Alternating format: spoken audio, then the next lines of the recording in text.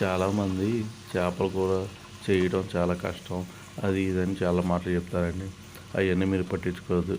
ఎవరైనా చేపల కూరని చాలా ఈజీగా చేసేయచ్చు. ఎందుకంటే నేను ఇవాళ మా ఇంట్లో వాళ్ళ హెల్ప్తో నేనే వండేసానండి. కూర అయితే బాగా కుదిరింది, చాలా టేస్టీగా వచ్చింది. చాలా సింపుల్ అండి. ఇంకోండి, ఏం లేదండి, ప్రాసెస్ చెప్తాను వినండి.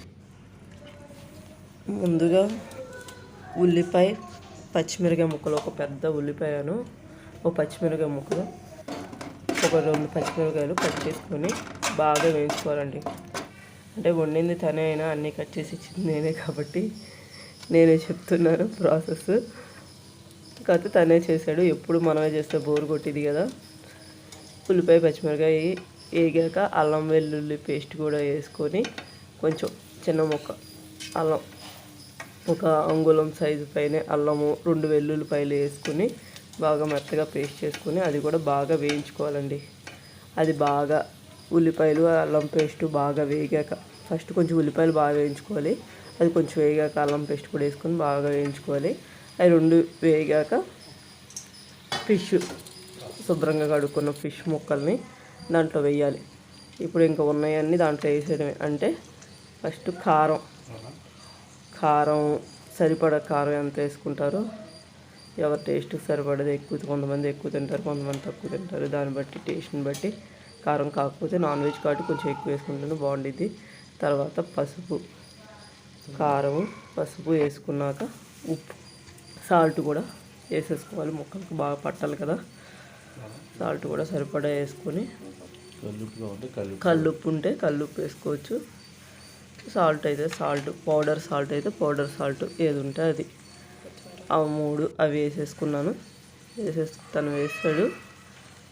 తర్వాత కొబ్బరిను గసగసాల పొడి, కొంచెము గుజ్జు రావడానికి కొబ్బరి, గసగసాల పొడి, ఎండు కొబ్బరి అనమాట. ఎండు కొబ్బరి కొబ్బరి చెప్పులు పావు తీసుకొని, కొంచెం గసగసాలు తీసుకొని పేస్ట్ పౌడర్ చేశాను. తర్వాత మసాలా అంటే ధనియాలు, లవంగాయి, దాచిన చెక్క పొడి, చేసిన పొడి.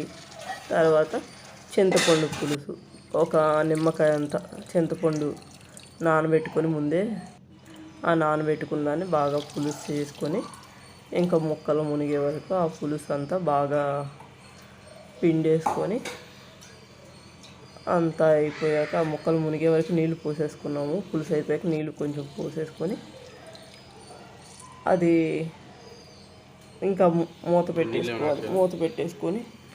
చాలామందికి చేపల కూరలో ముందు పులుసు అయిపోద్దండి, తర్వాత మొక్కలు మిగిలిపోతాయి. అంటే మా అమ్మ చేసేవి ఎప్పుడు చెప్తున్నాను. జనరల్గా మా అమ్మ బాగా దగ్గరికి రానిచ్చి ముక్కలు మిగులుతా చివరికి గుజ్జంతా అయిపోద్ది, కూరలో తినడానికి సరిపోదని చెప్పి నేను ఇవాళ బాగా ముక్కలు ముంచి గుజ్జు ఎక్కువ వచ్చేలాగా చేయించానండి. ఇవాళ నేను ఏం చేశానంటే, నాకు ఫిష్ తినాలనిపించి వెళ్ళి లైవ్ ఫిష్ తీసుకున్నానండి. లైవ్ ఫిష్ తీసుకొని ఏంటంటే బొచ్చు తీసుకున్నానండి. 2 కేజీలు బొచ్చు, దగ్గర 2 కేజీలు ఉంది. దాంతో జన కూడా వచ్చింది. ఏం చేశానంటే ఆ జనని కూడా ఫ్రై చేసుకుంటానని చెప్పాను. ఇంకా వాళ్ళు మా దగ్గర కూడా జన ఉంది అన్నారు. ఎందుకంటే నేను యూట్యూబర్ అని చెప్పినప్పుడు వాళ్ళు జన ఉందంటే తీసుకుంటారా అన్నారు. ఇంకోండి, కొత్తిమీర కూడా యాడ్ చేసాం. కొద్దిసేపు ఆగి, మనం చేపల కూరని ఎప్పుడు కలపెట్టుకోకూడదండి. కలపెట్టకుండా దాన్ని ఎప్పుడైనా కలపెట్టాల్సి వస్తే మనం ఏం చేయాలి అంటే, అది కలబెట్టుకోకుండా దాని పాత్రను మనం పట్టుకొని కొంచెం అటు ఇటు చిన్నగా ఊపుకోవాలండి. ఎందుకంటే ఆ చేప అనేది చిదిరిపోకుండా ఉండడానికి. చేప మళ్ళీ గరిటె పెట్టి కలిపితే చేప ముక్కలు చిదిరిపోయి మొత్తం పేస్ట్ అయిపోద్ది. సో అది అలా చేయకుండా మనం కొంచెం కొంచెం కదుపుకుండా ఉండాలి, ఆ పాత్రను పట్టుకుని అటు ఇటు పట్టుకుని. ఇప్పుడు నేను ఇందాక కొంచెం మెంతి పొడి కూడా వేసానండి, కొంచెం చేపల కూర కొంచెం టేస్ట్ రావడానికి. ఇది మా అత్తగారు చెప్పారు, మెంతి పొడి వేస్తే బాగుంటుంది లాస్ట్లో అని చెప్పి. అందుకని కొంచెం ఒక చిన్న స్పూన్లో పావు భాగం నుంచి ఒక హాఫ్ స్పూన్ అంతా వేసానండి మెంతి పొడి వేసుకొని, ఇంకా పాత్రని మధ్య మధ్యలో కదుపుకుంటూ ఆ గుజ్జు అంతా దగ్గరికి వచ్చే వరకు వండుకున్నామండి. గుజ్జు అంతా దగ్గరికి వచ్చేసింది అనుకున్నప్పుడు ఇంకా దించేసుకున్నాము. నేనైతే యూట్యూబ్ అని చెప్పిన తర్వాత నాకు వాళ్ళు ఎక్స్ట్రా ఉన్న జొన్న కూడా ఇచ్చారు. ఆ జొన్న కూడా నేను తీసుకొని దాన్ని ఫ్రై చేసుకున్నానండి. మొత్తం కూర అంతా అయిపోయాక చక్కగా నీట్గా ప్లేట్లో పెట్టుకొని వేడి వేడి చేపల పులుసుని నేను తిన్నాను. మనం జనరల్గా చేపల కూర పొద్దునుండి మధ్యాహ్నం తింటారు, లేకపోతే కొంతమంది సాయంత్రం తింటారు. చేపల కూర ఎంత లేట్గా తింటే అంత టేస్ట్ అండి. అందుకే నేను వండిన తర్వాత వెంటనే కాకుండా కొద్దిసేపు ఆగి వెయిట్ చేసి మరీ మేము ఇంట్లో తిన్నామండి. నాకు చేపల కూరలో ఎక్కువ బాగా ఇష్టమైంది తలకాయ. ఎక్కడున్నా మా ఇంట్లో ఉన్నా, నేను బయట ఉన్నా, ఎప్పుడన్నా ఎక్కడికి వెళ్ళినప్పుడన్నా నేను ఫస్ట్ తలకాయ ప్రిఫర్ చేస్తానండి. తలకాయ ఉంటే ఏమంటాను, మా అమ్మ వాళ్ళది, మా అమ్మ కానీ మా ఇంటి ఎక్కడన్నా తలకాయ కూర, తలకాయ అయితే చాలా బాగుంటుంది చేపలో. అది అల్టిమేట్. నేను తినేటప్పుడు మా బాబు కూడా వచ్చాడు, మా బాబు కూడా చూపించాడు తలకాయ టేస్ట్. అలా 2 కేజీల చేపల కూర నేను మొత్తం పులుసు పెట్టించుకున్నానండి. పులుసు పెట్టించుకొని దాన్ని ఫ్రై చేసుకున్నాం కమ్మగా. ఇలా పులుసు చూడండి బాగా దగ్గరికి వచ్చింది. పులుసు కూడా ఎక్కువ వచ్చేలాగే నేను తయారు చేసుకున్నాను. బాగా సరిపోయిందండి కూర. చూడండి ఎంత ఫ్లేవర్గా ఉందో, కలర్ కూడా. మనకి ఇలా వండుకొని తింటే చాలా బాగుండిద్దండి టేస్ట్.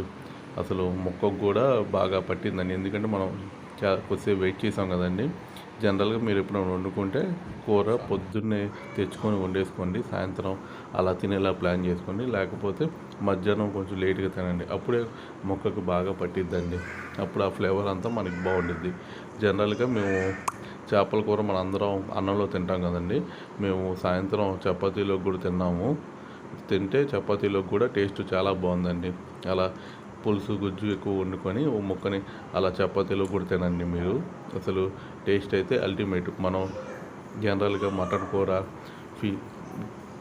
మళ్ళీ చికెన్ కూర తింటాం చపాతీలోకి, ఇది కూడా బాగుందండి. ఇంకా నేను అన్నంలో తింటుంటే నాకు ముళ్ళులు కూడా వస్తే పక్కన ప్లేట్ పెట్టుకొని కమ్మగా నీట్గా తినండి. తలకాయ కూర, ఈ ఫిష్ కూర చాలా బాగా, ఈ తలకాయ ఈ ఫిష్ అసలు బాగా ఉన్నాయండి, చాలా బాగున్నాయి. సూపర్ అంటే సూపర్ ఉంది. మీరు కూడా ఇలా మీ ఇంట్లో వాళ్ళతో హ్యాపీగా ఎంజాయ్ చేయండి. ఫిష్ తెచ్చుకొని నీట్గా, ప్రాసెస్ చాలా సింపుల్ అండి, ఎవరి మాట వినొద్దు, నీట్గా చేయొచ్చు. నేను ఇలా ఫస్ట్ టైమే నీట్గా కుదిరింది నాకు. థ్యాంక్ యూ అండి ఈ వీడియో చూసినందుకు. మీరు కూడా హ్యాపీగా ఉండండి. కూర అయితే సూపర్ అంటే సూపర్.